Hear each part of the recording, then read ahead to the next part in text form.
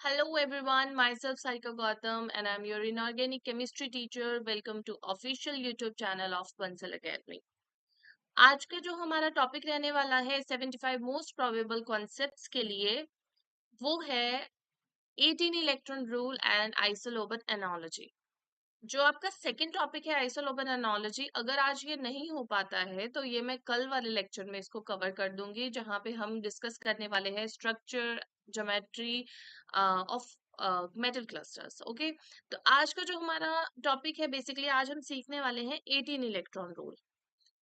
Organometallic compound का अगर आप देखते हैं कि जो ये 18 इलेक्ट्रॉन रूल है, या फिर यूं कह लो कि आपके पास जो इलेक्ट्रॉन कंट्रीब्यूशन है निकालना, वो बहुत ज्यादा इंपॉर्टेंट है। बिकॉज आपको इसमें क्वेश्चंस बनते हैं, आपको ज्योमेट्री निकालनी होती है, ठीक है, आपको स्ट्रक्चर निकालने होते हैं, ठीक है, या फिर आपको क्या करनी होती है, रिएक्शंस करनी होती है, ठीक है, रिएक्शंस करनी होती है आपको ऑर्गेनोमेटालिक कंपाउंड्स की। तो आपका जो इसमें बेसिक है जो आपको आना चाहिए, दैट इज इलेक्ट्रॉन कंट्रीब्यूशन। किसी भी आप कोई भी आपके पास मेटल क्लस्टर, कोई भी आपके पास ऑर्गेनोमेटालिक कंपाउंड दिया है, उस पर्टिकुलर उसके लिए आपको क्या निकालना है, उसके लिए आपको इलेक्ट्रॉन कंट्रीब्यूशन निकालना आना चाहिए, तभी आप उस रिएक्शन को फर्दर सॉल्व कर पाओगे।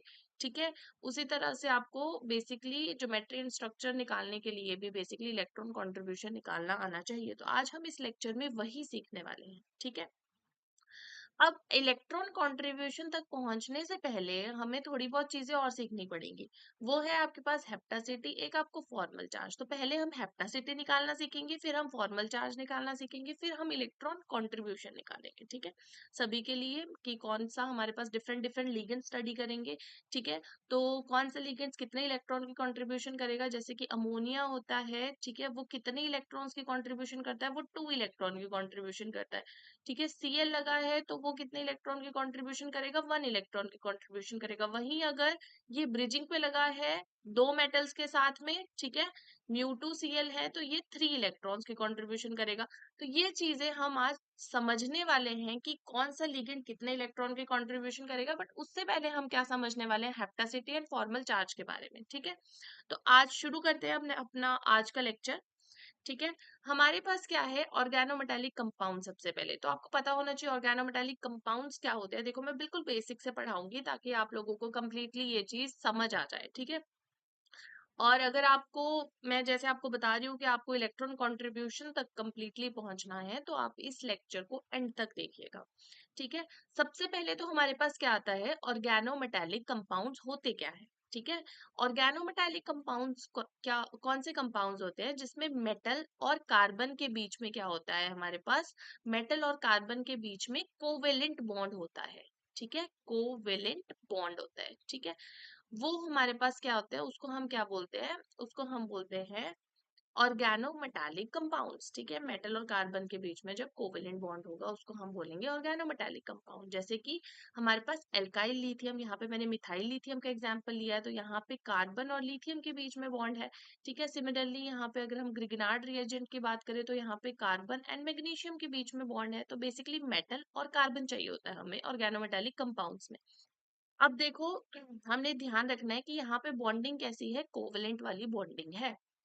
जैसे कि अगर आप देखो, आपके पास NaCN है ना, तो NaCN, यहाँ पे Na क्या है, हमारे पास सोडियम मेटल है, ठीक है, और कार्बन है, तो हम मेटल और कार्बन का बॉन्ड देख के बोलेंगे ऑर्गेनोमेटालिक कंपाउंड है। तो नो, क्यों, क्योंकि यहाँ पे इनके बीच में आयनिक इंटरेक्शंस है, आयनिक बॉन्ड बन रहा है इनके बीच में। ठीक है, यहाँ पे क्या बनता है, ये Na+ एंड Cn-। ठीक है, तो हम इसको ऑर्गेनोमेटालिक कंपाउंड नहीं कहेंगे। वैसे ही हमारे पास, हम ऐसे भी बोल सकते हैं कि ये हमारे पास एग्जैक्ट प्रॉपर डेफिनेशन नहीं है। क्यों, क्योंकि जैसे अगर आप, हम मतलब जैसे अगर आप पूरा कोर्स ज्वाइन करते हो तो मैं कंप्लीटली, हम आगे कैटलिस्ट वगैरह के बारे में भी पढ़ेंगे। तो हमारे पास क्या होता है, विल्किंसन कैटलिस्ट होता है, RH PPH 3 ठीक है, ये होता है आपके पास विल्किंसन कैटलिस्ट। तो विल्किंसन कैटलिस्ट में बेसिकली आपको कहीं दिख रहा है रोडियम और कार्बन के बीच में बॉन्ड, तो नहीं, बट फिर भी हमारे पास जो विल्किंसन कैटलिस्ट होता है ये एक ऑर्गेनोमेटालिक कंपाउंड है। क्यों, ये इसका बेसिकली काम क्या होता है कि ये एल्कीन को CH2 CH R double bond, ठीक है। जैसे कि एल्कीन हो गई, इसको रिड्यूस करवा देता है, ठीक है, इसमें हाइड्रोजनेशन करवा देता है और इसको कन्वर्ट कर देगा CH2CH3 में, ठीक है। तो इसकी रिडक्शन करवा दी इसने, ठीक है। तो बोलने का मतलब क्या हुआ कि यहाँ पे इसकी हाइड्रोजनेशन हो गई, यानी कि हम क्या बोलेंगे कि ये विल्कन्सन कैटलिस्ट का क्या काम है कि ये हाइड्रोजनेशन करवा रहा है। तो जब हम इसका मैकेनिज्म देखते हैं ना, तो इसके मैकेनिज्म में क्या होता है कि इस एल्कीन का और इस विल्कन्सन कैटलिस्ट के बीच में बॉन्ड बनता है इसके मैकेनिज्म में, इसलिए हम इसको क्या बोलते हैं, ऑर्गेनोमेटालिक कंपाउंड, ठीक है। तो हम बोल नहीं सकते कि ये प्रॉपर डेफिनेशन हमारे पास है, बट या in general you can say that कि मेटल और कार्बन के बीच में क्या बनेगा, कोवलेंट बॉन्ड बनेगा, वो हमारे पास क्या हो जाएंगे, ऑर्गेनोमेटालिक कंपाउंड, ठीक है। तो ये था ऑर्गेनोमेटालिक कंपाउंड। आई होप आप लोगों को समझ आ ही गया होगा। उसके बाद देखो, अब नेक्स्ट जो हम समझने वाले हैं, थोड़ा सा एक बार ऑर्गेनोमेटालिक कंपाउंड्स के बारे में समझ लेते हैं, तो इनके बारे में फर्दर और चीजें समझना बहुत आसान हो जाएगा, ठीक है। अब हम क्लासिफिकेशन समझते हैं। क्लासिफिकेशन में हम classification of organometallic compound on the basis of metal. अब देखो, ऑर्गेनोमेटालिक कंपाउंड में आपको ये पता चल गया मेटल तो होने वाला है, तो मेटल के बेसिस के ऊपर हम क्लासिफाई कर सकते हैं ना। देखो, अगर मेटल हो, हमारे पास क्या है, मेन ग्रुप का, ठीक है, मेन ग्रुप का, तो हम उसको क्या बोल देंगे, मेन ग्रुप ऑर्गेनोमेटालिक कंपाउंड। वहीं अगर सपोज हमारे पास है, जो मेटल है वो क्या है, हमारे पास ट्रांजिशन एलिमेंट है, तो हम इसको क्या बोल देंगे, ट्रांजिशन मेटल ऑर्गेनोमेटालिक कंपाउंड, ठीक है। वहीं हमारे पास जो मेटल है, ये लेंथेनाइड भी हो सकता है या फिर एक्टेनाइड भी हो सकता है, तो हमने इसको बोल दिया लेंथेनाइड ऑर्गेनोमेटालिक कंपाउंड हमारे पास, ठीक है, लेंथेनाइड्स का हो गया। अब देखो एग्जाम्पल्स, लेंथेनाइड या फिर एक्टेनाइड भी हो सकता है, ठीक है, एक्टेनाइड, ठीक है, ऑर्गेनोमेटालिक कंपाउंड। अब देखो, जैसे अगर हम बात करें मेन ग्रुप की, तो मतलब बोलने का क्या है कि जो मेटल है वो मेन ग्रुप का होगा, ट्रांजिशन मेटल में मेटल ट्रांजिशन मेटल का होगा, ठीक है। और जो लेंथेनाइड या एक्टेनाइड का यहाँ पे मेटल होने वाला है, ठीक है, मेन ग्रुप का। तो सॉरी, जैसे हमने अभी अभी एग्जाम्पल किया अल्काइल लिथियम का, है ना, अल्काइल लिथियम सपोज हमारे पास है CH3 CH2 एंड लिथियम, ठीक है। तो यहाँ पे देखो हमारे पास क्या है, कार्बन और लिथियम के बीच में बॉन्ड है, तो ये कैसा हो गया, और लिथियम किसका होता है, मेन ग्रुप का होता है, तो ये हमारे पास मेन ग्रुप ऑर्गेनोमेटालिक का एग्जाम्पल हो गया, ठीक है। उसी तरह से ग्रिग्नार्ड रिएजेंट हमारे पास, जैसे मैंने ले लिया CH3MgBr, ठीक है, तो यहाँ पे कार्बन का और मैग्नीशियम का बॉन्ड है, ठीक है, तो ये भी हमारे पास इसी का एग्जाम्पल आ गया, ठीक है। उसके बाद हम ले सकते हैं इसका, देखो ट्रांजिशन मेटल का अगर हम बात करें, तो ट्रांजिशन मेटल का आ जाता है हमारे पास एग्जाम्पल जी सॉल्ट जैसे कि, ठीक है, जी सॉल्ट जो है वो हमारे पास first transition metal organometallic compound है, ठीक है। जी सॉल्ट क्या होता है, KPtCl3C2H4, ठीक है, ये होता है हमारे पास जी सॉल्ट। तो यहाँ पे देखो प्लैटिनम का और कार्बन का बॉन्ड है, तो यहाँ पे हमारे पास क्या होता है, ये ट्रांजिशन मेटल ऑर्गेनोमेटालिक कंपाउंड, ठीक है। तो आपको ध्यान रखना है कि ये हमारे पास फर्स्ट ट्रांजिशन मेटल का ऑर्गेनोमेटालिक कंपाउंड है, ठीक है। उसी तरह से अगर हम मेन ग्रुप की बात करते हैं, तो मेन ग्रुप में हमारे पास आ जाता है कैकोडिल ऑक्साइड, ठीक है, कैकोडिल ऑक्साइड आ जाता है, जो फर्स्ट मेन ग्रुप का ऑर्गेनोमेटालिक कंपाउंड था, वो है AsCH3CH3O AsCH3CH3, ठीक है, ये आ जाता है हमारे पास फर्स्ट ऑर्गेनोमेटालिक कंपाउंड, ठीक है, किसका, मेन ग्रुप का, और इसका ये आ जाता है, ठीक है। उसके बाद अगर हम बात करते हैं, इसी में हमारे पास आ जाता है गिलमन्स रिएजेंट, ठीक है। ये सारे रिएजेंट आप ऑर्गेनिक में पढ़े होंगे आपने, गिलमन्स रिएजेंट, ठीक है। गिलमन्स रिएजेंट क्या होता है, R2CuLi, ठीक है, ये हमारे पास क्या होता है, गिलमन्स रिएजेंट। देखो यहाँ पे कॉपर का और आर का बॉन्ड है, तो ये गिलमन्स रिएजेंट भी इसमें आ जाता है। वैसे ही हमारे पास कॉमन्स रिएजेंट आता है FeCO4-, ठीक है, ये हमारे पास आ जाता है कॉमन्स रिएजेंट, ठीक है, कॉमन्स रिएजेंट, ठीक है।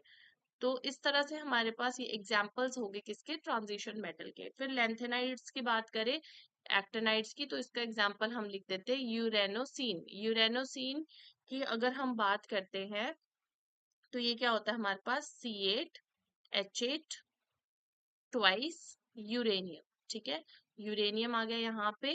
ठीक है, CH8 ये हो गया। ठीक है,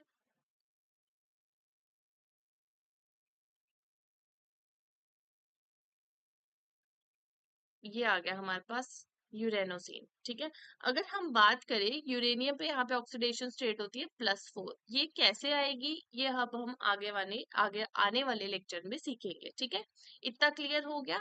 ये हमारे पास क्लासिफिकेशन होगी on the basis of metal. ठीक है, मेटल हमारे पास कैसा हो सकता है, मेन ग्रुप का हो सकता है, ट्रांजिशन मेटल हो सकता है, लेंथेनाइट या फिर एक्टिनाइट वाला हो सकता है। ओके, उसके बाद अब हम जो करने वाले हैं, जैसे कि मैंने आपको स्टार्टिंग में बताया था कि हम तीन चीजें समझने वाले हैं, हेप्टासिटी। ठीक है, दूसरा हम समझने वाले हैं आपका फॉर्मल चार्ज। उसके बाद हम क्या समझेंगे, लास्ट में इलेक्ट्रॉन कंट्रीब्यूशन निकालेंगे सभी लिगेंड्स का। फिर तो कोई काम नहीं है, फिर तो हमने डायरेक्टली इलेक्ट्रॉन काउंट्स करना सीखना है। ठीक है, तो सबसे पहले आता है हमारे पास हेप्टासिटी। हेप्टासिटी, ठीक है, हेप्टासिटी का मतलब क्या होता है, देखो जो हेप्टासिटी है इसको हम डिनोट करते हैं ईटा से। हेप्टासिटी आपको पता होनी चाहिए क्योंकि डायरेक्टली ऐसे कॉम्प्लेक्स दिया होता है और उसमें क्या लिखा होता है, हेप्टासिटी लिखी होती है, तो उससे आपको देखना होता है कि कितने इलेक्ट्रॉन की कंट्रीब्यूशन होने वाली है। ठीक है, हेप्टासिटी क्या होता है, number of donor atoms, number of donor atoms of a ligand, of a lig of a ligand directly attached to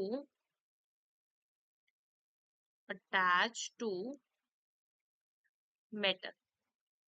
ठीक है, क्या होता है हमारे पास, बेसिकली हेप्टासिटी होती है number of donor atoms of a ligand directly attach to metal. ठीक है, कि कितने लिगेंड के कितने डोनर एटम मेटल के साथ अटैच है, उसको हम बोलते हैं हेप्टासिटी। अब इसका एग्जांपल जैसे समझते हैं, जैसे कि हमने लिखा था ग्रिग्नार्ड रिएजेंट। ग्रिग्नार्ड रिएजेंट में मैंने क्या लिखा था, MgCH3, ठीक है, X। तो अगर हम बात करें इसकी, तो ये एक कार्बन जो है वो मेटल के साथ अटैच है, यानी कि इसकी हेप्टासिटी कितनी हो गई, 1 हो गई। ठीक है, तो हमने सिर्फ ये देखना होता है कि लिगेंड है हमारे पास, उसके कितने एटम्स मेटल के साथ अटैच है। जैसे कि फॉर एग्जांपल आपके पास, फॉर एग्जांपल ऐसे कोई हमारे पास है लिगेंड और ये मैग्नीशियम के साथ ऐसे अटैच है। ठीक है, तो यहाँ पे ये लिगेंड हो गया। ठीक है, ये कितने से, एक कार्बन के थ्रू मेटल के साथ, मैग्नीशियम के साथ अटैच है, तो इसकी हेप्टासिटी कितनी होगी, 1। ठीक है, अब देखो एग्जाम्पल एक और लिखते हैं। यहाँ पे हमारे पास ये लिगेंड है। ठीक है, ये कोई मेटल है। ठीक है, अगर हम इसके लिए हेप्टासिटी बताए इस लिगेंड के लिए, ये हमारे पास लिगेंड है। ठीक है, अगर हम इसके लिए हेप्टासिटी देखते हैं, तो ये एक कार्बन के थ्रू मेटल के साथ अटैच है, तो इसकी हेप्टासिटी कितनी हो जाएगी, 1 हो जाएगी। ठीक है, वहीं अगर हमारे पास क्या होता, यही लिगेंड मेटल के साथ कुछ ऐसे अटैच होता, ऐसे। ठीक है, ऐसे, तो अब हेप्टासिटी कितनी होती, देखो इस कार्बन के थ्रू भी, ये कार्बन के थ्रू मेटल के साथ अटैच है, और यहाँ पे क्या है, दो कार्बन है। ठीक है, उनके थ्रू भी ये मेटल के साथ अटैच है, तो ये इसकी जो हेप्टासिटी है, इस लिगेंड की जो हेप्टासिटी है वो कितनी हो जाएगी, 3। क्यों, देखो बेसिकली यहाँ पे हो क्या रहा है कि इस वाले कार्बन से, लेट से ये फर्स्ट कार्बन है, ये सेकंड कार्बन है और ये थर्ड कार्बन है। फर्स्ट कार्बन से मेटल को कैसे बॉन्ड बन रहा है, ऐसे सिंपल, ऐसे कोवेलेंट बॉन्ड इनके बीच में ऐसे बन रहा है कि कार्बन डायरेक्टली मेटल के साथ ऐसे अटैच है। लेकिन जो सेकंड और थर्ड कार्बन है, इन पे क्या है, ये पाए इलेक्ट्रॉन्स के थ्रू, कैसे, अपने पाए इलेक्ट्रॉन्स के थ्रू मेटल के साथ अटैच है। बेसिकली जो पाए इलेक्ट्रॉन, पाए बॉन्ड है, वो बन कैसे रहा है, ये है सेकंड कार्बन, ये है थर्ड कार्बन। ठीक है, इनके बीच में क्या है, पहले सिंगल कोवेलेंट बॉन्ड है। ठीक है, उसके बाद क्या हुआ होगा, पाई बॉन्ड कैसे बना होगा, ऐसे बना होगा पाई बॉन्ड, इनके बीच में ओवरलैपिंग हुई होगी, इनकी इन ऑर्बिटल्स में ओवरलैपिंग हुई होगी और इनके बीच में पाई बॉन्ड बन रहा होगा। तो हो क्या रहा है, बेसिकली ये फर्स्ट कार्बन वाला आ गया। ठीक है, सेकंड, इनके बीच में ये पाई बॉन्ड है, तो ये पाई बॉन्ड ही तो मेटल को डोनेट हो रहा है ऐसे। ठीक है, ठीक है, ये पाई बॉन्ड ही तो मेटल को डोनेट हो रहा है ना। तो यानी कि हम क्या बोल सकते हैं कि यहाँ पे सेकंड और थर्ड कार्बन भी अब की बार मेटल से अटैच है, क्योंकि सेकंड और थर्ड कार्बन के ये पाई इलेक्ट्रॉन। इसीलिए हम क्या बोलेंगे कि इस पर्टिकुलर लिगेंड की जो हेप्टासिटी है वो कितनी है, 3 है। ठीक है, अगर हम इस लिगेंड को देखें तो इसमें क्या है, 3 कार्बन है। ठीक है, और हाइड्रोजन कितने हैं, 5। तो आपको ऐसे लिखा हो सकता है कि eta3C3H5। अगर ऐसे नहीं भी लिखा है, कुछ भी नहीं लिखा है, तो उसका क्या मतलब है कि हमारे पास ये लिगेंड की हेप्टासिटी क्या है, मैक्सिमम।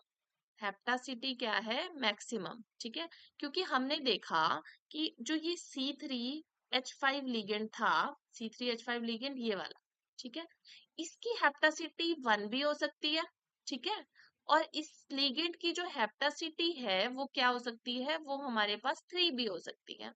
ठीक है, इसकी हेप्टासिटी 3 भी हो सकती है। अब हमें कैसे पता चलेगा, फॉर एग्जांपल हमारे पास क्या है, मेटल लिया है और ये C3H5 लिगेंड भी दिया है। ठीक है, तो हमें कैसे पता चलेगा इसकी कितनी हेप्टासिटी हमने लेनी है। अगर आपको कुछ नहीं गिवन है, इफ नॉट गिवन, ठीक है, if not given in question, ठीक है, तो आपने क्या कंसीडर करना है, कंसीडर इट्स मैक्सिमम हेप्टासिटी। ठीक है, मैक्सिमम हेप्टासिटी को आपने कंसीडर करना है। ओके, और अगर आपके पास क्या है, दिया होगा, तब तो आपने वही हेप्टासिटी लेनी है। फॉर एग्जाम्पल क्या लिखा है, eta1C3H5। तो अब की बार आप क्या करोगे, अब की बार आप किसकी हेप्टासिटी कितनी लोगे, 1 हेप्टासिटी लोगे, यानी कि ये वाली। ठीक है, और अगर नहीं दिया है तो आप ये वाली हेप्टासिटी लोगे, या फिर आपको eta3 ऑलरेडी ही लिखा होगा। ठीक है, तो ये हो गया आपका ये हेप्टासिटी वाला। अब देखो, जैसे मैं एग्जांपल दे देती हूँ। फॉर एग्जांपल आपके पास दिया है कोई मेटल M। ठीक है,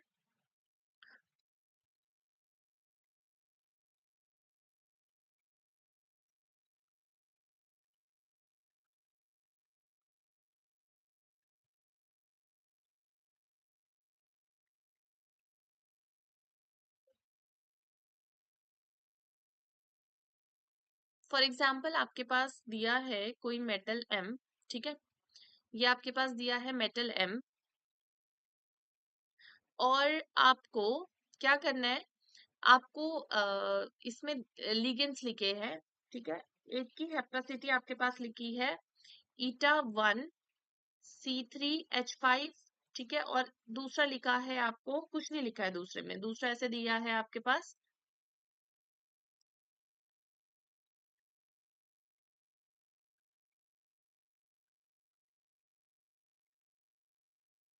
दूसरा आपके पास डायरेक्टली ऐसे लिखा है C3H5। ठीक है, यानी कि इसका क्या मतलब है कि जो मेटल है, ठीक है, वो तो एक C35 से ऐसे जुड़ा है ना, और जो दूसरा C35 है, उसमें क्योंकि हेप्टासिटी देखो, एक में तो हेप्टासिटी दी है और एक के लिए हेप्टासिटी नहीं दी है, यानी कि हम इसकी मैक्सिमम हेप्टासिटी लेंगे। तो इसी लिगेंड को ना हम ऐसे भी लिख लेते हैं, तो हम ऐसे लिख सकते हैं कुछ। ठीक है, ऐसे। ठीक है, कि जो यहाँ पे कॉन्जुगेशन है, तो ये हमारे पास ऐसे हो सकता है। ठीक है, हम इसको ऐसे भी लिख लेते हैं, जो हमने ये चीज ऊपर लिखी है ना, इसको हम ऐसे भी लिख लेते हैं। ओके, इसके बाद क्या है, इसका मतलब, या फिर हम ऐसे समझ सकते हैं, इसका क्या मतलब है, इसका मतलब है it means three atoms all three at all three carbon atoms are involved in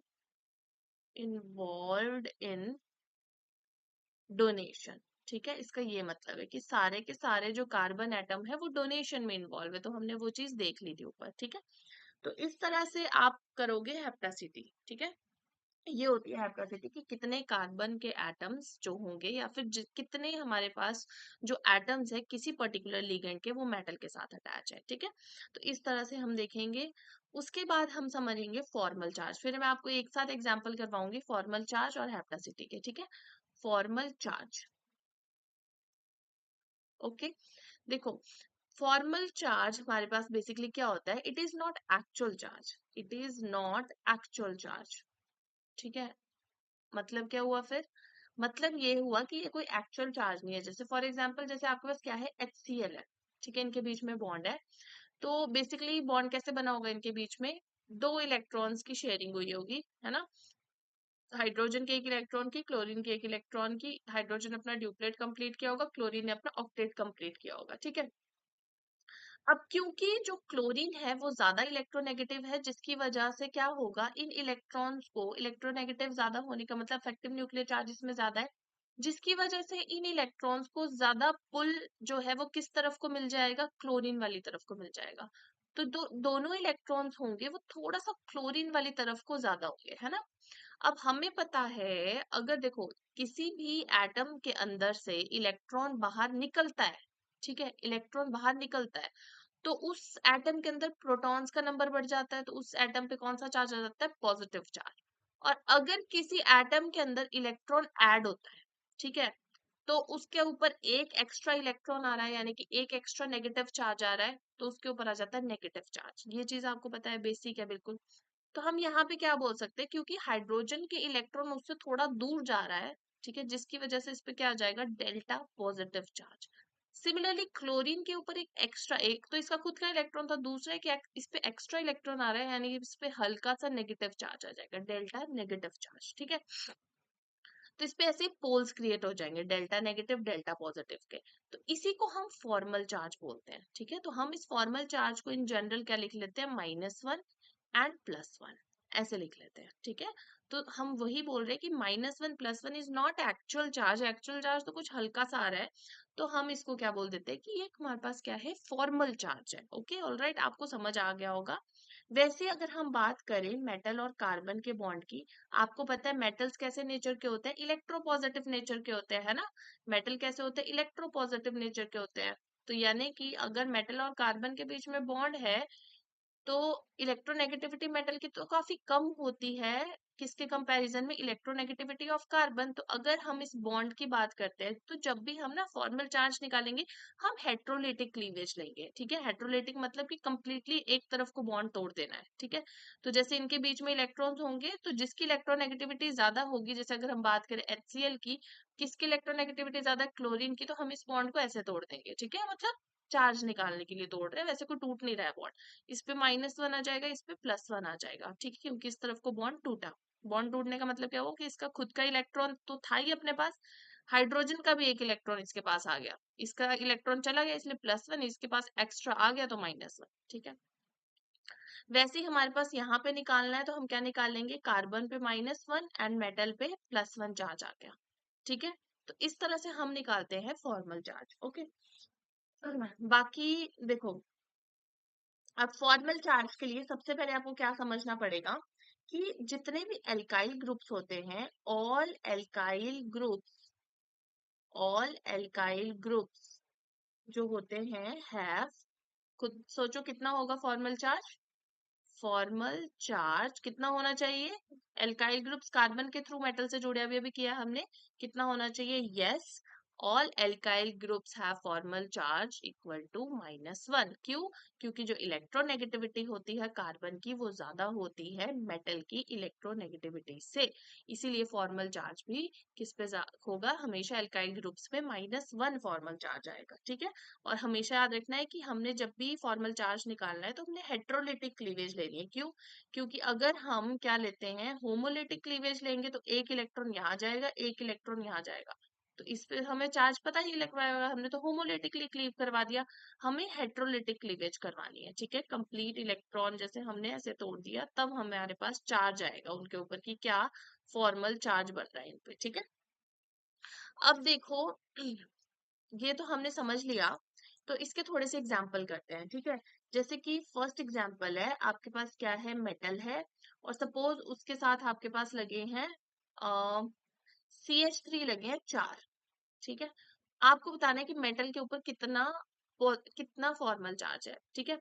आपको पता होना चाहिए हम चार्ज कैसे निकालते हैं, बेसिकली चार्ज हम निकालते हैं जो ऑक्सीडेशन स्टेट होती है, ऑक्सीडेशन स्टेट होती है मेटल की, ठीक है, मेटल की। ओके, प्लस जो हमारे पास क्या होगा, फॉर्मल चार्ज होगा लिगेंड पे, फॉर्मल चार्ज आएगा, ठीक है, किस पे, लिगेंड पे। वो किसके इक्वल होगा, वो हमारे पास होगा charge on coordination sphere, charge on coordination sphere, coordination sphere, ठीक है।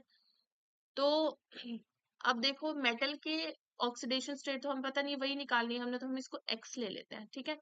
प्लस फॉर्मल चार्ज कितना आ जाएगा मेटल इन ग्रुप्स के ऊपर, तो ये सारे एल्काइल ग्रुप्स है, कार्बन वाले हैं, ठीक है। तो यहाँ पे जो फॉर्मल चार्ज है वो कितना आ जाएगा, एल्काइल ग्रुप्स है ना सारे के सारे, इन पे फॉर्मल चार्ज कितना आ जाएगा, एक मिथाइल पे -1 आ जाएगा, 4 पे कितना आ जाएगा, -4 आ जाएगा। पूरे कोऑर्डिनेशन स्फेयर पे देखो चार्ज क्या है, कुछ भी नहीं है, यानी कि 0 हो गया, तो x will be equal to +4, यानी कि हमारे पास इसकी मेटल की जो ऑक्सीडेशन स्टेट है वो कितनी रहेगी, +4 हो जाएगी, ठीक है।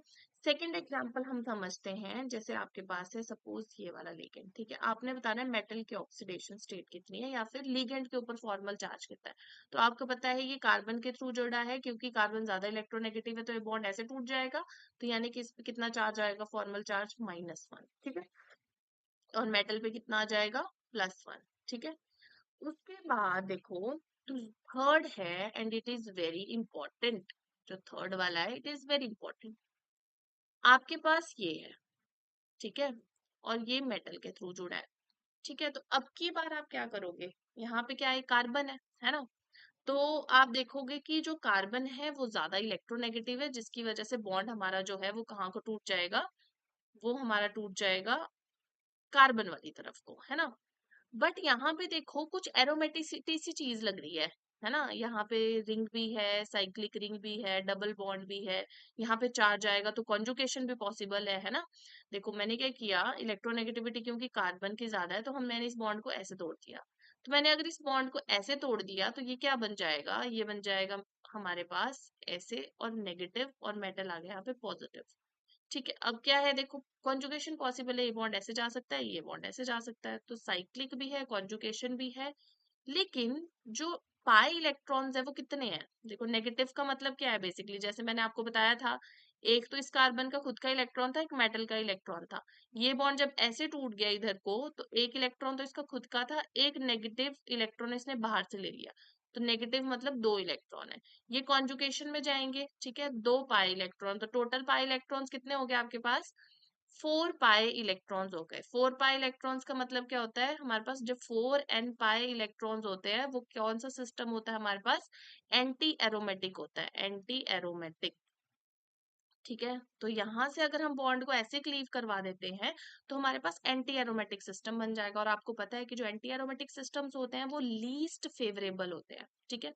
वहीं अगर हमारे पास जो बॉन्ड है वो दूसरी तरफ को टूट रहा है, ऐसे टूट रहा है, ठीक है, तो उसमें क्या होगा, इसमें हमारे पास कार्बन के ऊपर आ जाएगा पॉजिटिव चार्ज, मेटल पे आ जाएगा नेगेटिव। इलेक्ट्रोनेगेटिविटी के अकॉर्डिंगली ये चीज फेवरेबल नहीं है, क्योंकि कार्बन ज्यादा इलेक्ट्रोनेगेटिव है। बट हमारे पास यहाँ पे क्या बन रहा है, ये बन रहा है, ठीक है।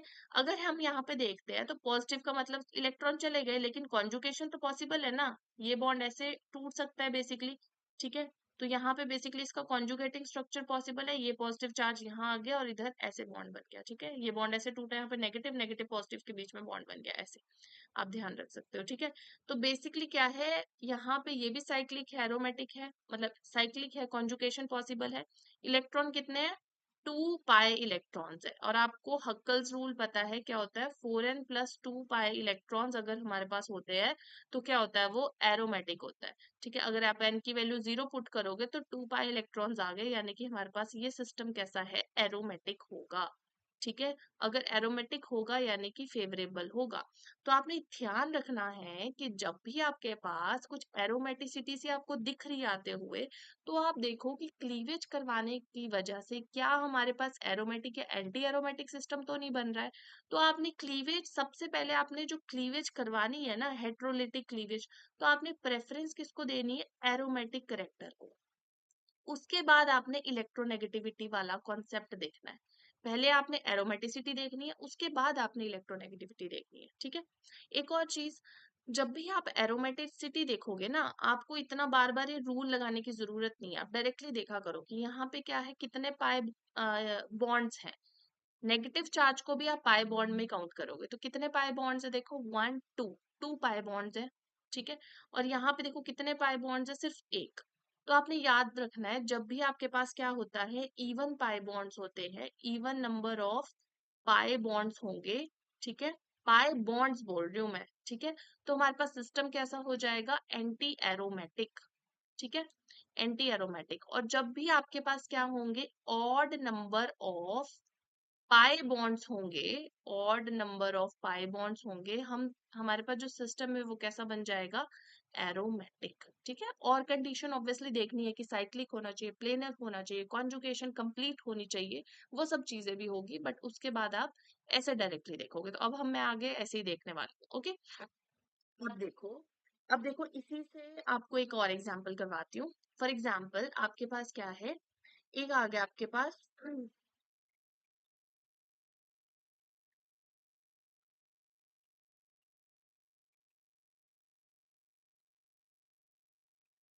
मेटल,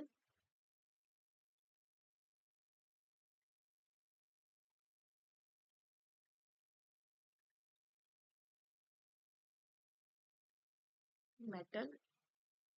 ठीक है, अब आपको बताना है कि इस वाले पे कितना फॉर्मल चार्ज है और इस पे कितना फॉर्मल चार्ज है। ठीक है,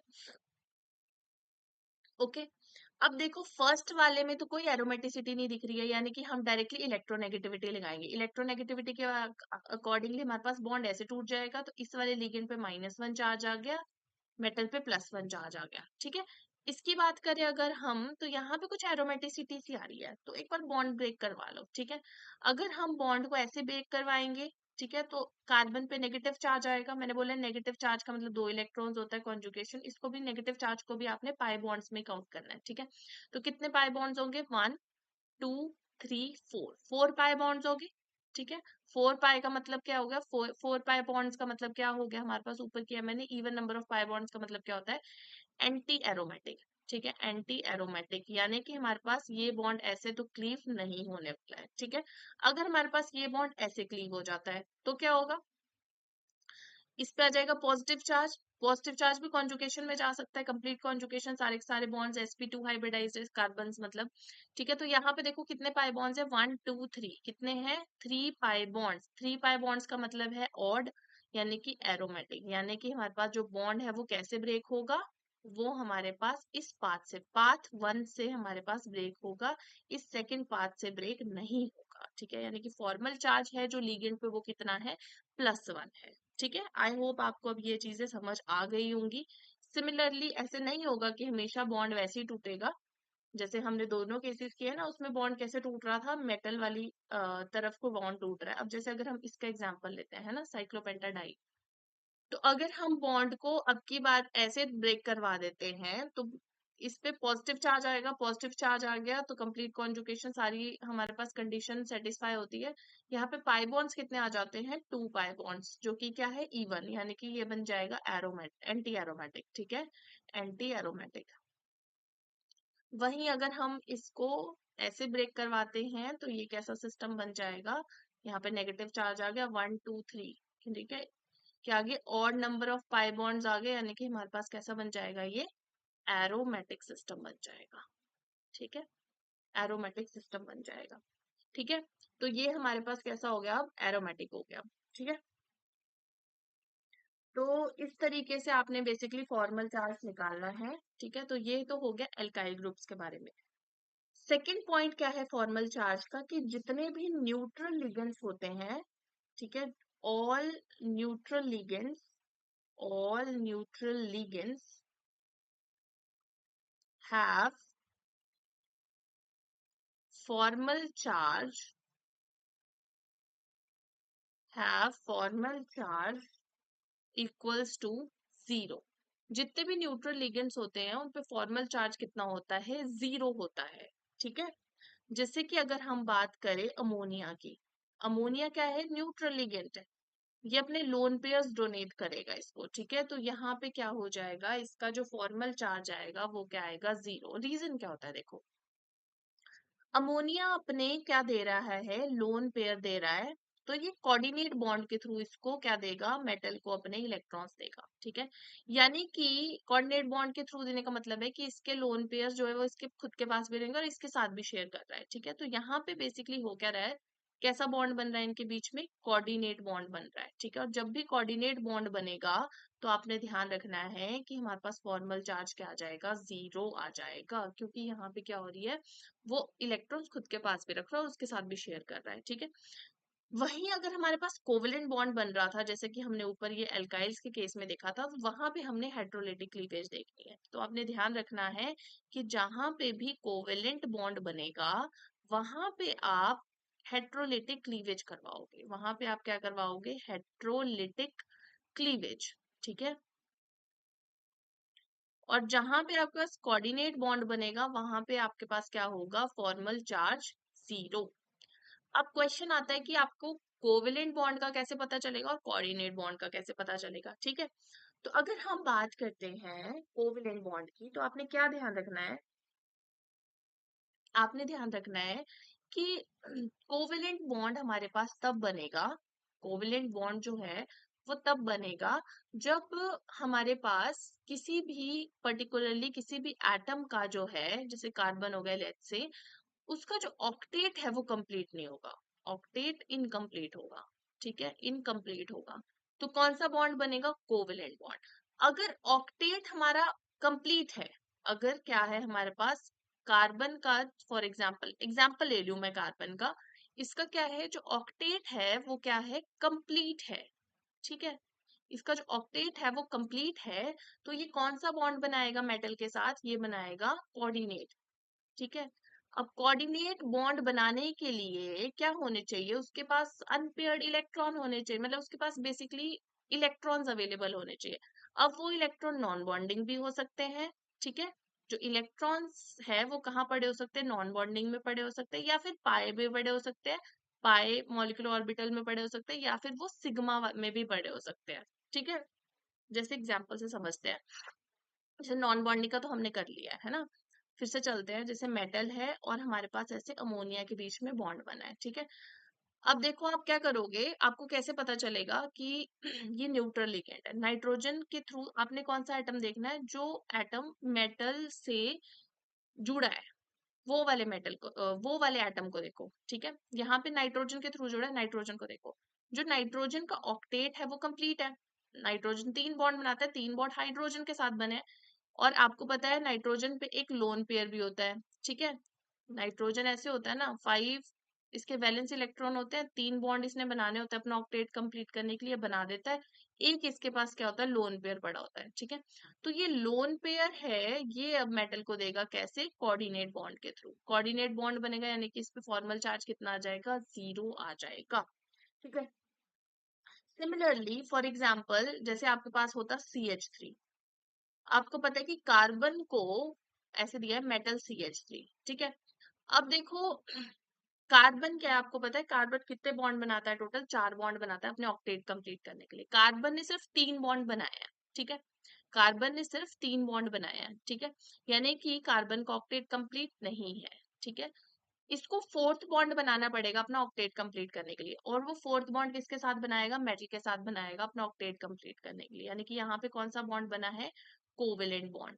ठीक है, कोवेलेंट बॉन्ड बना है लीगेंड के बीच में और मेटल के बीच में। ठीक है, यहाँ से ना आप इलेक्ट्रॉन कंट्रीब्यूशन भी समझोगे, जैसे यहाँ पे कोऑर्डिनेट बॉन्ड के थ्रू इलेक्ट्रॉन जा रहे हैं तो कितने इलेक्ट्रॉन डोनेट हो रहे हैं मेटल को, 2 इलेक्ट्रॉन्स। यहाँ पे कोवेलेंट बॉन्ड से अगर हम बात करते हैं जैसे कार्बन की, कार्बन ने 3 बॉन्ड ऑलरेडी हाइड्रोजन के साथ बना लिए हैं, एक इलेक्ट्रॉन इसका अनपेयर्ड बना है, और ऑक्टेट कंप्लीट करने के लिए मेटल के साथ कैसा बनाएगा, कोवेलेंट बॉन्ड। तो ये एक ही इलेक्ट्रॉन की कंट्रीब्यूशन भी कर रहा है मेटल के साथ। तो मतलब बेसिकली अभी इलेक्ट्रॉन कंट्रीब्यूशन इसके बाद पढ़ेंगे, बट ये समझने वाली बात है। ठीक है। तो यहाँ पे बेसिकली कैसा बॉन्ड बनना है इनके बीच में, कोवेलेंट। और जब भी कोवेलेंट बॉन्ड बनता है तो आपने क्या कंसीडर करना होता है, आपने लेनी होती है हेटेरोलिटिक क्लीवेज, वहां पे कुछ ना कुछ फॉर्मल चार्ज होता है, जहां पे भी कोवेलेंट बॉन्ड होगा वहां पे कुछ ना कुछ फॉर्मल चार्ज आएगा ही आएगा। तो यहाँ पे हमारे पास क्या है, जो फॉर्मल चार्ज है वो क्या आएगा, आपको पता है यहाँ पे कौन सी क्लीवेज होगी, यहाँ पे हेटेरोलिटिक क्लीवेज होगी, कार्बन की इलेक्ट्रोनेगेटिविटी ज्यादा है तो उस तरफ को बॉन्ड ब्रेक हो जाएगा, तो यहाँ पे -1, यहाँ पे +1। ठीक है, तो यहाँ पे हमारे पास क्या हो जाएगा, कुछ ना कुछ फॉर्मल चार्ज आएगा। तो बोलने का मतलब ये है कि जहां पे भी कोवेलेंट बॉन्ड कोऑर्डिनेट बॉन्ड बनेगा वहां पे फॉर्मल चार्ज जीरो आएगा। और ऐसे लिगेंड्स को हम क्या बोलते हैं, न्यूट्रल लिगेंड्स बोलते हैं। तो हम डायरेक्टली क्या बोलते हैं कि जो न्यूट्रल लिगेंड्स होते हैं उनके ऊपर जो फॉर्मल चार्ज होता है वो कितना होता है, उनके ऊपर जीरो होता है। ठीक है, और वो किसके थ्रू इलेक्ट्रॉन देते हैं, अपने नॉन बॉन्डिंग के थ्रू, पाए इलेक्ट्रॉन्स को देते हैं या फिर सिग्मा इलेक्ट्रॉन्स को डोनेट करते हैं। ठीक है, और पता कैसे चलेगा, हमने डायरेक्टली क्या करना है, मेटल के साथ जुड़ा हुआ जो भी एटम है हमने ये चेक करना है कि उसका ऑक्टेट कंप्लीट है या नहीं है। अगर ऑलरेडी उसका ऑक्टेट कंप्लीट है तो वो अपने इन तीनों में से नॉन बॉन्डिंग पाई या सिग्मा इलेक्ट्रॉन्स में से कोई इलेक्ट्रॉन्स डोनेट कर रहा होगा मेटल को, ठीक है। और अगर उसका ऑक्टेट कंप्लीट नहीं है, जैसे CH3 का नहीं था, तो वो सबसे पहले मेटल के साथ कोवेलेंट बॉन्ड बना के अपना ऑक्टेट कंप्लीट करेगा, और जहां पे कोवेलेंट बॉन्ड बन गया वहां पे कुछ ना कुछ फॉर्मल चार्ज आएगा ही आएगा, ठीक है। अब जैसे कि अगर हम बात करें, फॉर एग्जाम्पल हमारे पास ये है, ठीक है, और इसको ऐसे शो किया मेटल को, ठीक है, तो दोनों कार्बन का ऑक्टेट कंप्लीट है। ये अपने कौन से, वैसे भी देख के पता चल रहा है कि ये अपने पाई इलेक्ट्रॉन्स है वो मेटल को दे रहे हैं, ठीक है। पाई इलेक्ट्रॉन्स मेटल को दे रहे हैं, यानी कि ये कैसे है देखो, क्योंकि इन दोनों का ऑक्टेट कंप्लीट है, यानी कि हमारे पास कैसे न्यूट्रल लिगेंड है, और वैसे भी अपने पाई इलेक्ट्रॉन्स दे रहे हैं, कैसे दे रहे होंगे, कोऑर्डिनेट बॉन्ड के थ्रू, और कोऑर्डिनेट बॉन्ड जहां भी हमारे पास बनता है वहां पे फॉर्मल चार्ज क्या आते हैं, 0, तो ये भी एक न्यूट्रल लिगेंड का ही एग्जाम्पल है, ठीक है।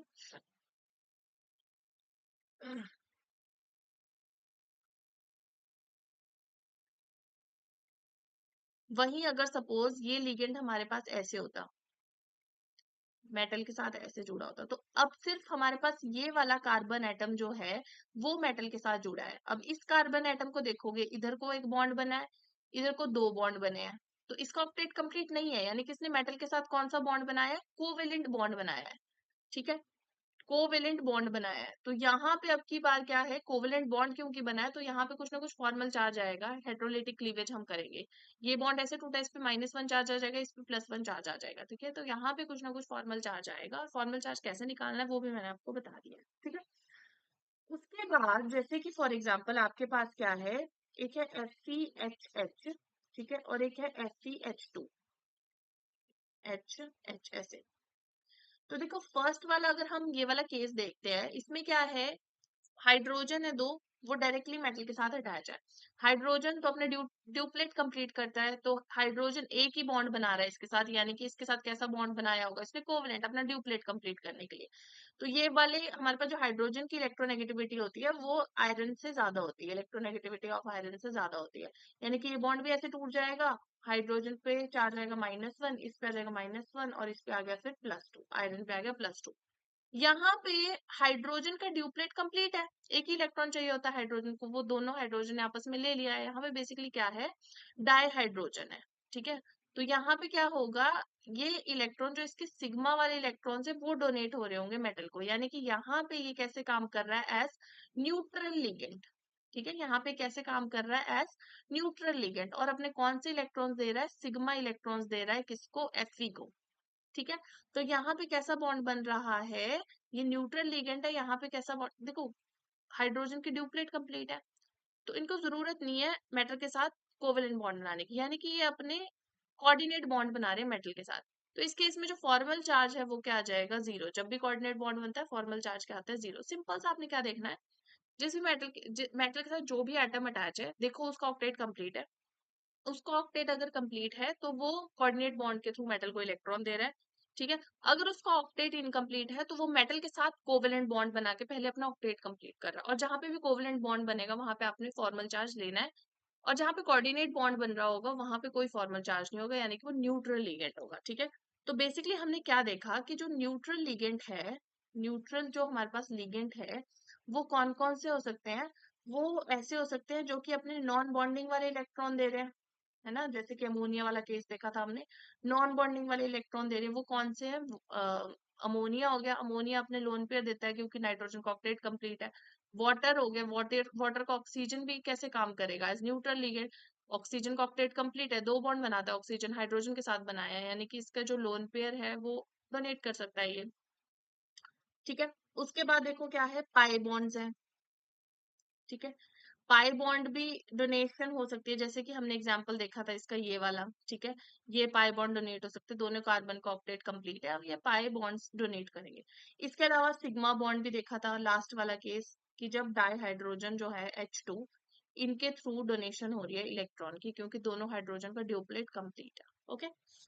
अब देखो अगर हम बात करें इनमें से डोनर एबिलिटी की, तो किसकी डोनर एबिलिटी सबसे ज्यादा है, जो डोनर एबिलिटी होगी वो नॉन बॉन्डिंग की सबसे ज्यादा होगी, फिर पाई की होगी, फिर सिग्मा की होगी। रीजन क्या है, नॉन बॉन्डिंग जो मॉलिक्यूलर ऑर्बिटल्स जो होते हैं उनकी एनर्जी सबसे ज्यादा होती है, फिर पाई की, नॉन बॉन्डिंग तो होता ही नहीं मॉलिक्यूलर, नॉन बॉन्डिंग तो नॉन बॉन्डिंग इलेक्ट्रॉन्स होते हैं, तो नॉन बॉन्डिंग की एनर्जी सबसे ज्यादा होती है, फिर पाई बॉन्ड्स की एनर्जी होती है, फिर सिग्मा बॉन्ड की एनर्जी होती है ना। ऐसे होता है ना, जब भी हमारे पास मॉलिक्यूलर ऑर्बिटल डायग्राम बनाते हैं, जो सिग्मा हमारे पास बनता है, मॉलिक्यूलर ऑर्बिटल जो बनता है उसकी एनर्जी सबसे कम होती है, फिर पाई की होती है, फिर नॉन बॉन्डिंग की होती है, ठीक है।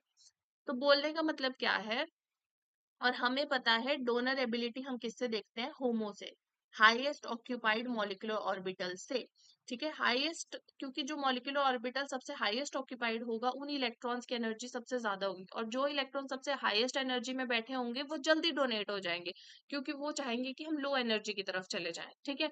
तो नॉन बॉन्डिंग में की हाईएस्ट एनर्जी, इसलिए डोनर एबिलिटी सबसे ज्यादा नॉन बॉन्डिंग की होगी, फिर पाई की, फिर सिग्मा की होगी, ठीक है। तो ये था आपके पास किसका कॉन्सेप्ट, ये था आपके पास कि आपने फॉर्मल चार्ज कैसे देखना है, ठीक है। अब जो हमारा लास्ट आता है वो है इलेक्ट्रॉन कंट्रीब्यूशन, इलेक्ट्रॉन कंट्रीब्यूशन।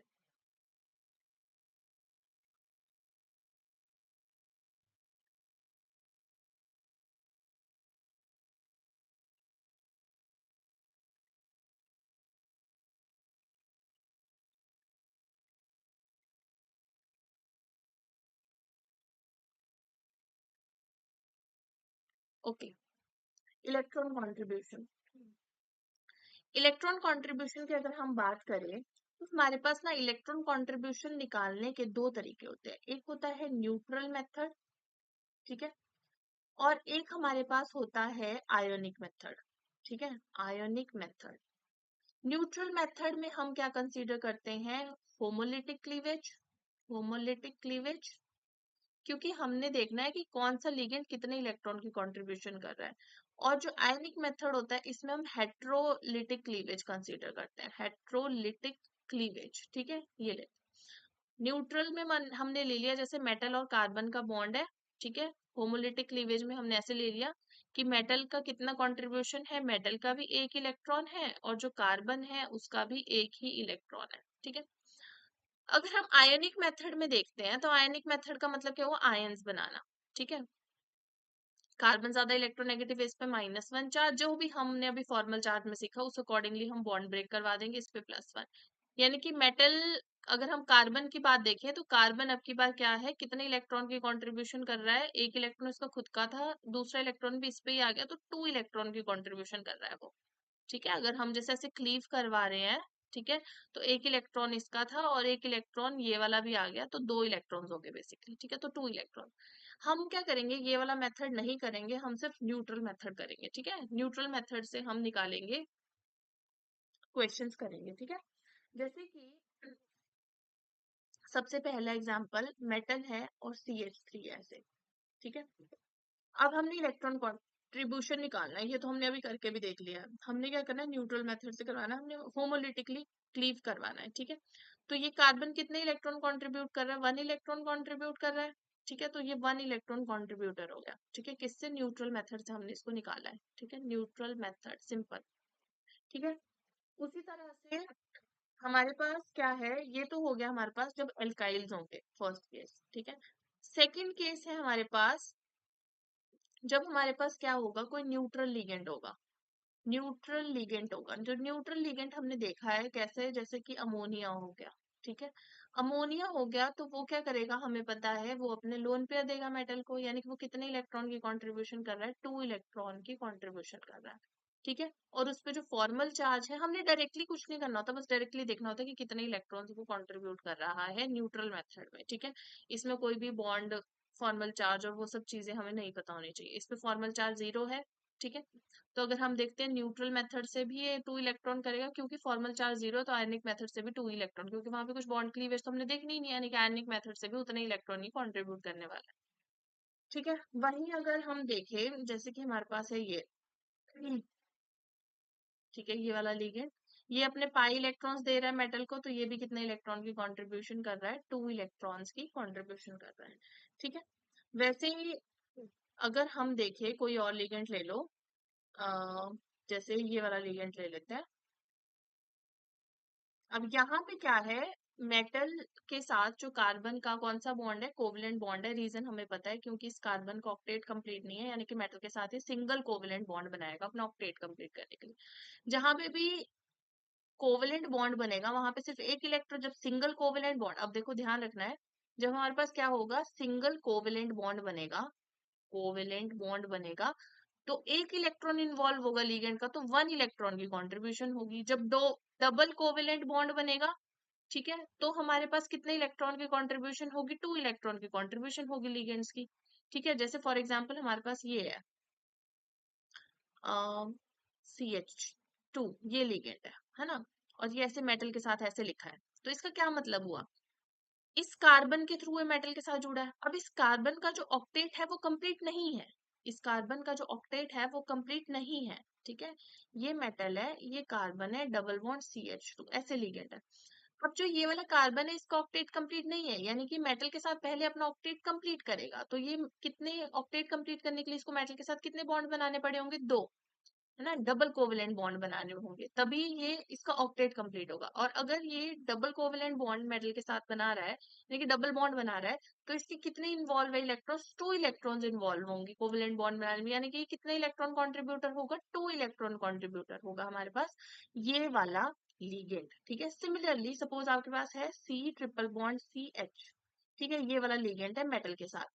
अब देखो यहाँ पे क्या है, इस कार्बन ने तीन बॉन्ड ऑलरेडी बनाए हुए हैं, एक बॉन्ड बनाना है इसको, और तभी ये इसका ऑक्टेट कंप्लीट होगा। यानी कि ये मेटल के साथ कैसे बना रहा होगा, सिंगल कोवेलेंट बॉन्ड बना रहा होगा ये मेटल के साथ।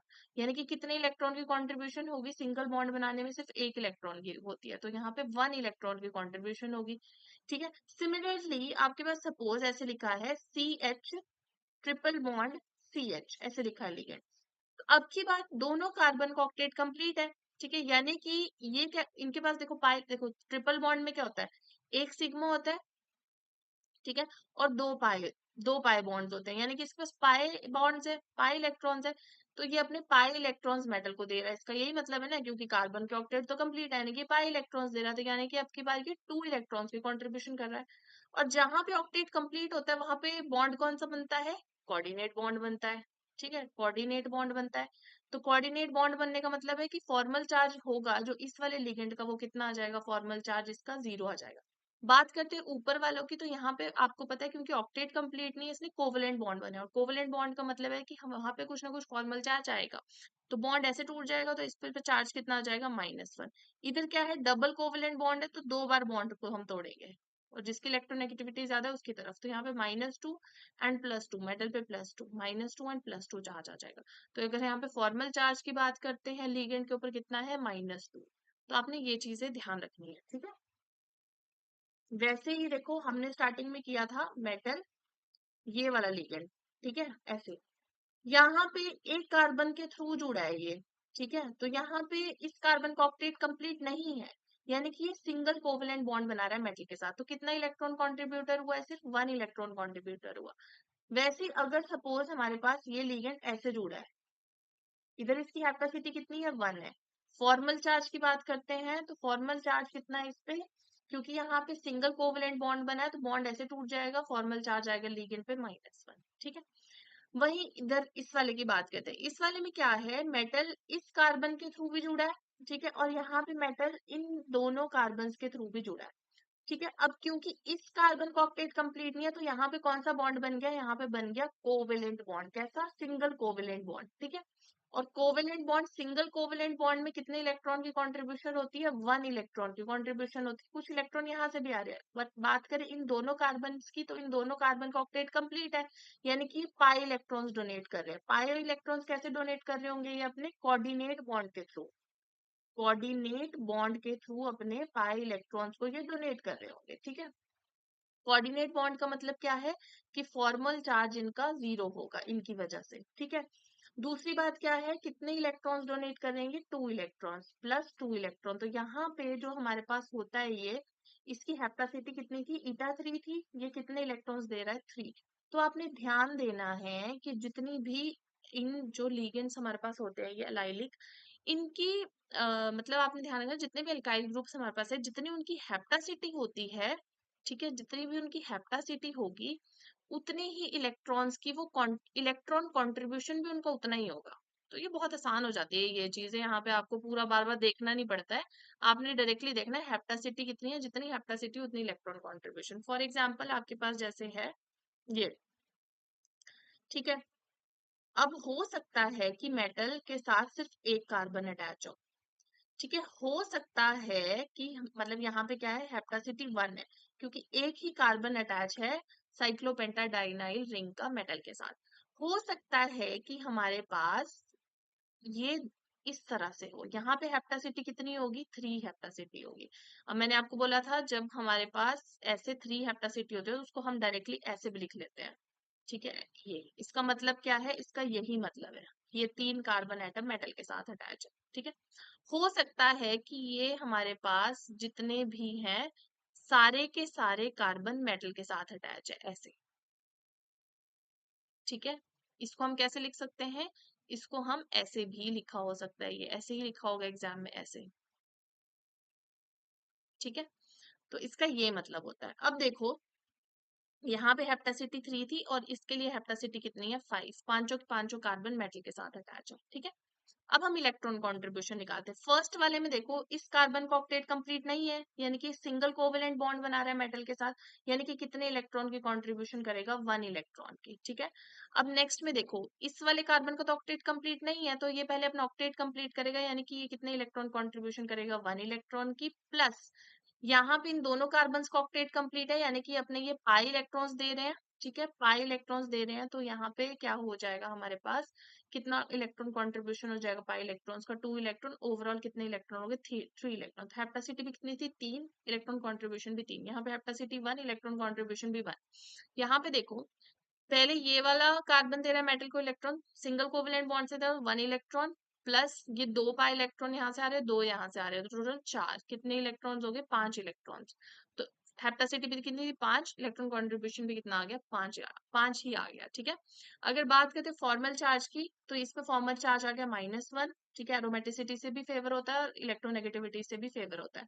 बात करते हैं तो इस पे भी नेगेटिव 1 चार्ज आएगा, क्योंकि यहाँ पे तो क्या है, कोऑर्डिनेट बॉन्ड के थ्रू इलेक्ट्रॉन डोनेशन हो रही है, पाई इलेक्ट्रॉन्स है, तो इधर का फॉर्मल चार्ज तो 0 ही होगा। तो इस पे फॉर्मल चार्ज बेसिकली क्या आ जाएगा, इस रिंग पे -1 चार्ज आ जाएगा, ठीक है। यहाँ पे पाई इलेक्ट्रॉन्स डोनेशन हो रही है, तो पाई इलेक्ट्रॉन्स डोनेशन पे कोई चार्ज नहीं होता है, ठीक है, फॉर्मल चार्ज 0 होता है। तो इस तरह से बेसिकली आप ये चीजें करोगे, ओके।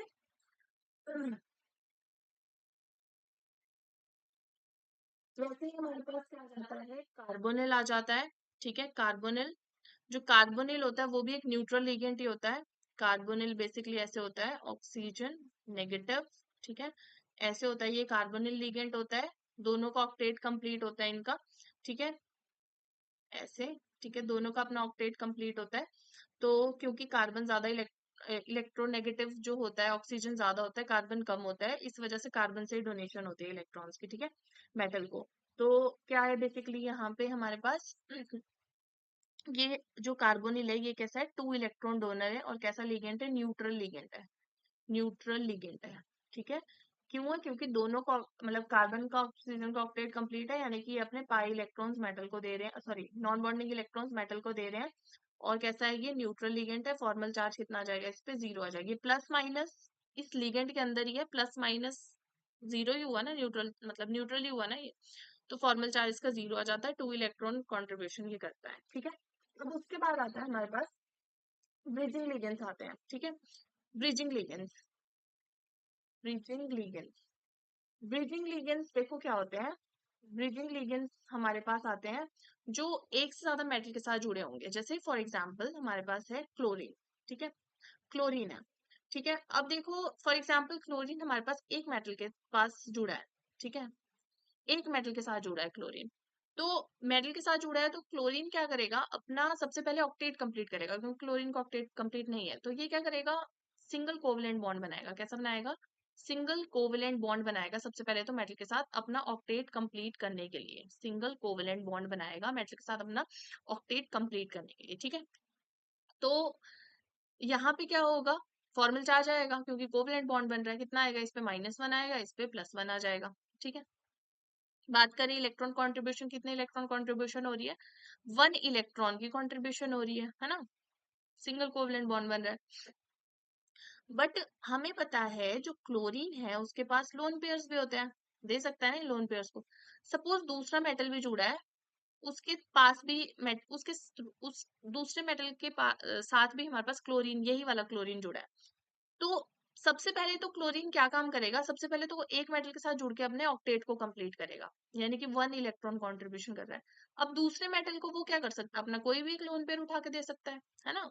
तो यानी कि वो फिर 2 इलेक्ट्रॉन की कंट्रीब्यूशन करेगा। तो हम क्या बोल सकते हैं, अगर हमारे पास कैसा है, μ2Cl है, μ2Cl का मतलब है कि वो 2 मेटल्स के साथ अटैच है। क्या है, अटैच्ड विद 2 मेटल्स। ठीक है, इसका मतलब है 2 मेटल्स के साथ वो अटैच है। ठीक है, μ2 का मतलब है कि वो 2 मेटल्स के साथ अटैच है। ठीक है, यानी कि वो क्या कर रहा है, अपने कितने इलेक्ट्रॉन्स देगा, 3 इलेक्ट्रॉन्स देगा।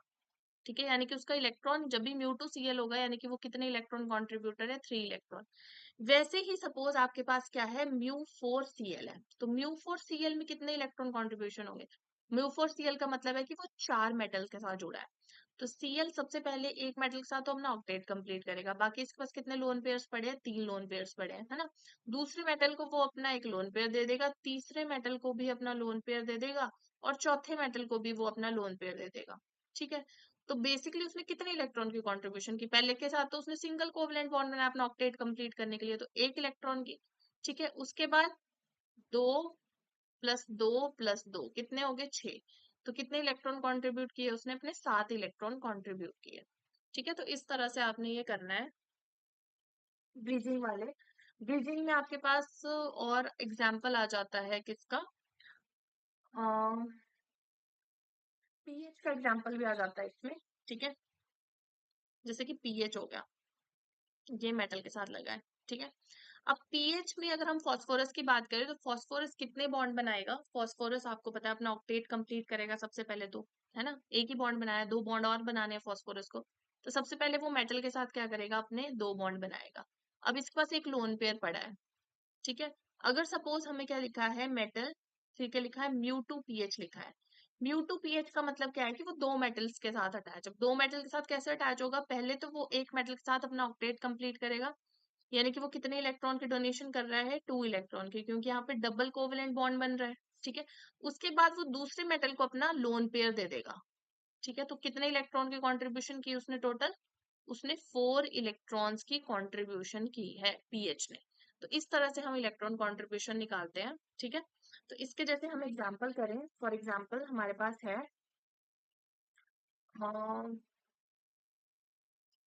2-3 एग्जांपल करते हैं इसके। For example we have a complex MCH3Mn CO5, हमें निकालना है टोटल इलेक्ट्रॉन काउंट। ठीक है, टोटल इलेक्ट्रॉन काउंट निकालना है। तो टोटल इलेक्ट्रॉन काउंट अगर आप निकालते हो, तो सबसे पहले तो देखो, टोटल इलेक्ट्रॉन काउंट का मतलब क्या होता है कि जो मेटल, आपको पता है कि बेसिकली हमारे पास जो ट्रांजिशन मेटल्स होते हैं, या फिर जो हमारे पास मेटल्स होते हैं, उनके पास क्या होते हैं, वेकेंट ऑर्बिटल्स होते हैं। ठीक है, वेकेंट ऑर्बिटल्स होते हैं। अब उन वेकेंट ऑर्बिटल्स के अंदर जो ये लीगेंड्स होते हैं, वो अपने इलेक्ट्रॉन्स को डालते हैं। तो नेट जो इलेक्ट्रॉन काउंट होता है, नेट इलेक्ट्रॉन काउंट जो होता है मेटल के अराउंड, वो क्या हो जाता है, वो इंक्रीज हो जाता है।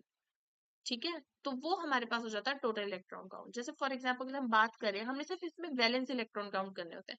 जैसे अगर हम बात करें मैंगनीज की, तो मैंगनीज की इलेक्ट्रॉनिक कॉन्फ़िगरेशन क्या होती है, 4s2 3d5। तो इसके वैलेंस इलेक्ट्रॉन कितने हैं, इसके हैं 7 वैलेंस इलेक्ट्रॉन। D5 है, इसके पास 4p है, इसके पास 4d भी पूरा खाली पड़ा है। अब इन ऑर्बिटल्स के अंदर ये लिगेंड्स अपने इलेक्ट्रॉन्स डालते हैं, तो टोटल जो इलेक्ट्रॉन काउंट है इस मैग्नीज के अराउंड वो बढ़ गया। पहले 7 था, अब देखो कितना हो जाएगा, 7। यानी कि हम क्या बोलेंगे, 7 तो इसमें थे ही पहले। अब CH3 ने कितने इलेक्ट्रॉन डाले, 1 इलेक्ट्रॉन, क्योंकि हमें पता है CH3 का कार्बन का ऑक्टेट कंप्लीट नहीं है, यानी कि वो सिंगल कोवेलेंट बॉन्ड मैग्नीज के साथ बनाएगा, तो वो 1 इलेक्ट्रॉन कॉन्ट्रीब्यूटर होगा। कार्बोनिल हमने देखा था कि कैसा है, हमारे पास न्यूट्रल लिगेंड होता है कार्बोनिल, और वो 2 इलेक्ट्रॉन डोनेट कर रहा था, हमने ऐसे देखा था ना इसका स्ट्रक्चर, पॉजिटिव नेगेटिव, इस तरीके से कार्बोनिल ऐसे अपने इलेक्ट्रॉन्स देता है। ठीक है, और इस पे फॉर्मल चार्ज भी 0 होता है। ठीक है, ये न्यूट्रल लिगेंड है। तो ये कितने इलेक्ट्रॉन देगा, 2, और कितने ऐसे 5, तो टोटल कितने हो गए हमारे पास, 11 इलेक्ट्रॉन्स। ठीक है, तो देखो 7 इलेक्ट्रॉन इसमें थे, 11 इलेक्ट्रॉन का कॉन्ट्रीब्यूशन ये लिगेंड्स कर रहे हैं, तो टोटल इलेक्ट्रॉन कितने हो गए इसमें, 18 इलेक्ट्रॉन हो गए। कितने हो गए इस वाले कॉम्प्लेक्स में पर्टिकुलरली? हमारे पास इसमें हो गए कितने? 18 इलेक्ट्रॉन्स हो गए इसके अराउंड। अब देखो 18 इलेक्ट्रॉन रूल क्या बोलता है बेसिकली। जैसे अगर हम बात करते हैं 4s की, 3d की और 4p की, ठीक है? तो देखो s में कितने इलेक्ट्रॉन होते हैं? 2। d में कितने इलेक्ट्रॉन आ सकते हैं टोटल? 10। ठीक है? s में कितने? 2 इलेक्ट्रॉन आ सकते हैं। d में कितने इलेक्ट्रॉन आ सकते हैं टोटल? 10 इलेक्ट्रॉन्स आ सकते हैं। और p में कितने इलेक्ट्रॉन आ सकते हैं टोटल? 6 इलेक्ट्रॉन्स आ सकते हैं। तो अगर हमें एक स्टेबल राउंड कॉन्फ़िगरेशन चाहिए, एक स्टेबल कॉन्फ़िगरेशन चाहिए, तो उस स्टेबल कॉन्फ़िगरेशन के लिए हमारे पास कितने इलेक्ट्रॉन्स होने चाहिए? स्टेबल कॉन्फ़िगरेशन के लिए हमारे पास कितने होने चाहिए? 18 इलेक्ट्रॉन होने चाहिए पूरे कंबाइन करके। ठीक है? दिस व्हाट सेज हमारा 18 इलेक्ट्रॉन रूल, कि अगर हमारे पास 18 इलेक्ट्रॉन हो जाते हैं इसमें, तो हम इसको क्या बोलते हैं? Stable configuration. ठीक है? जैसे अगर हम बात करें इस पर्टिकुलरली कॉम्प्लेक्स के लिए, तो इसमें कितने इलेक्ट्रॉन काउंट है टोटल? इसका 18 इलेक्ट्रॉन काउंट है, 7 मैग्नीज के और 11 साइड लिगेंड्स के। तो ये कैसा है हमारे पास? स्टेबल राउंड कॉन्फ़िगरेशन है। ठीक है? तो यही होता है आपका 18 इलेक्ट्रॉन रूल। ठीक है? और इसके अलावा एक दो कॉम्प्लेक्सेस के लिए और निकाल लेते हैं। उसके बाद हम फिर नेक्स्ट क्लास में जब स्ट्रक्चर और इसका ज्योमेट्री निकालेंगे, तो उसमें हम बस इलेक्ट्रॉन कंट्रीब्यूशन ही करेंगे सभी मतलब कॉम्प्लेक्सेस के लिए। PT, Cl3, C2H4 -1। ठीक है? अब देखो सबसे पहले बात करें प्लैटिनम की। तो प्लैटिनम की इलेक्ट्रॉनिक कॉन्फ़िगरेशन आपको पता है, इसके टोटल इलेक्ट्रॉन काउंट कितना होता है? वैलेंस इलेक्ट्रॉन्स कितने होते हैं इसमें? 10 इलेक्ट्रॉन होते हैं। ठीक है? 10 इलेक्ट्रॉन होते हैं। ठीक है? प्लैटिनम में वैलेंस इलेक्ट्रॉन। ठीक है? प्लैटिनम निकल में आता है ना, निकल की कॉन्फ़िगरेशन क्या होती है? 4s2 3d8। तो कितने इलेक्ट्रॉन होंगे? 10। तो प्लैटिनम में भी कितने होंगे? 10 इलेक्ट्रॉन होंगे। प्लस आपको पता है क्लोरीन कितने इलेक्ट्रॉन कंट्रीब्यूशन करेगा? यहाँ पे क्लोरीन आपको पता है प्लैटिनम के साथ पहले क्या करेगा? सिंगल कोवलेंट बॉन्ड बनाएगा, तो 1 इलेक्ट्रॉन, क्योंकि इसका ऑक्टेट कंप्लीट नहीं है, तो 3 क्लोरीन है, तो 3 इलेक्ट्रॉन की कॉन्ट्रीब्यूशन हो जाएगी। फिर C2H4 है, देखो C2H4 क्या है? H double bond H। C2H4 का भी क्या है? ऑक्टेट कंप्लीट है, यानी कि ये अपने पाई इलेक्ट्रॉन्स दे रहे हैं मेटल को, पाई इलेक्ट्रॉन्स दे रहे हैं, तो कितने इलेक्ट्रॉन्स होंगे? 2 इलेक्ट्रॉन की ये कॉन्ट्रीब्यूशन कर रहे होंगे। ठीक है? प्लस यहाँ पे देखो पूरे कोऑर्डिनेशन स्फीयर पे एक नेगेटिव चार्ज है, यानी कि इसके अंदर एक इलेक्ट्रॉन ऐड हुआ है, तो 1। ठीक है? कितने इलेक्ट्रॉन कॉन्ट्रीब्यूशन हो गए? 3 4 5 6 7 8, सॉरी 3 4 5 6, टोटल इलेक्ट्रॉन काउंट कितना हो गया? 16। ठीक है? तो इसमें जो इलेक्ट्रॉन काउंट हो गया इसका, वो कितना हो गया? 16 इलेक्ट्रॉन हो गया। ठीक है? इसके बाद ना हम बेसिकली, आप मेरा पर्पस था आपको इस वाले लेक्चर में कि कौन सा लिगेंड कितने इलेक्ट्रॉन कंट्रीब्यूशन करेगा। अब इससे नेक्स्ट लेक्चर में हम स्ट्रक्चर ज्योमेट्री वगैरह करेंगे। ठीक है? और स्ट्रक्चर ज्योमेट्री वगैरह हम इससे नेक्स्ट वाले लेक्चर में करेंगे। तो उसमें हम बेसिकली यही सीखेंगे। सभी के लिए हम सबसे पहले इलेक्ट्रॉन काउंट निकालना ही सीखेंगे, फिर ही हमारे पास हम उसके स्ट्रक्चर ज्योमेट्रीज वगैरह बता सकते हैं। तो अब हम कल मिलेंगे अपने नेक्स्ट लेक्चर में। Thank you so much for watching.